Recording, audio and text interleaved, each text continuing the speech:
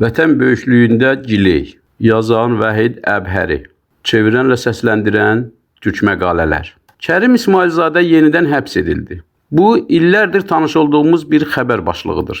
Sanki bizim üçün adət olub. Salarları, vədudları, arazları, murtazaları və neçə-neçə həmfikirlərimizi zindanda görürük. Amma bu məcazi dörd divarda belə kiçik bir əməldən də çəkinirik. Boğuntulu sükut eyni zamanda mənasız olmaqla yanaşı məna ilə doludur. Mənəm türkü Oğuzxanın, Babəkin və Səlcuqların həmasi şəkillərini paylaşırıq. Amma məhz bu türklük və Azərbaycanımızın mənafi üçün ömürlərinin ən yaxşı günlərini və illərini istixbaratın hücrələri və zindan otaqlarında keçirən siyasi məhbusların xəbərindən yan keçirik. Millətçi olmaq və vətən qayğısı daşımaq pozasını o qədər təhlükəsizlik göstəririk ki, elə bil bizdən millətçi heç kəs doğulmayıb. Bəndər Abbasdan azına razı deyilik. Amma dostlarımızın məzlumiyyətini müdafiə etməkdə ən kiçik bir addım da atmırıq. Vay o günə ki, bir Kürd artıq söz danışsın.